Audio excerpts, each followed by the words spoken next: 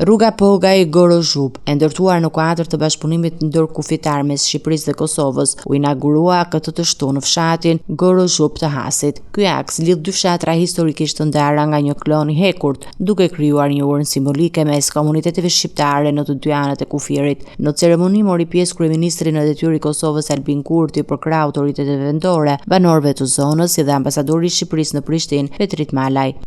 Inaugurimin, përurimin e kësaj rruge të rëndësishme për banorët e kësaj zone, por edhe do thosha për turizmin malor e kulturor të dy republikave tona të njëjtit këmbë, si një arterje vendimtare për qarkullimin e lirë, për shkëmbimet të cilët do t'jenë gjithnjë më të mëdha.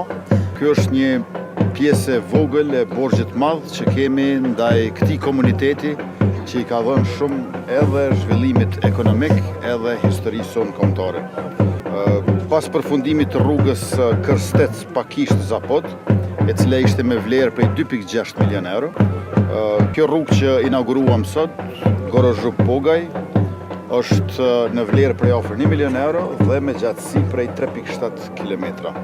I lidh këto fshatrat Gorozhub dhe Pogaj që historikisht kanë qenë një dhe të cilët i bashkojnë familja, tradita dhe jeta e përditshme.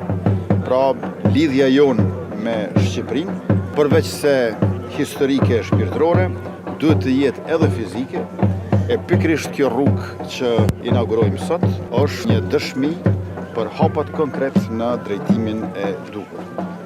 Ky kufi për dekada përfaqësoi ndarjen mes Shqipërisë komuniste dhe Jugosllavisë, ndërkohë më vonë në regjimin e Miloševićit u bë simboli i represionit ndaj shqiptarëve të Kosovës. Në vitin 1998-1999, zona u godit nga bombardime duke shkaktuar viktima dhe dëme të shumta në banesa civile në të dy anët e kufirit. Sot rruga Pogaj-Gorozhub nuk është vetëm një projekt infrastruktur, por edhe simboli i bashkimit, i kujtesës historike dhe i së ardhmes së përbashkut. Projekti pritet zhvillimin ekonomik dhe social të zonës së Hasit, duke lehtësuar lëvizjen dhe krijuar lidhje të reja jetike mes shqiptarëve në të dy anët e kufirit.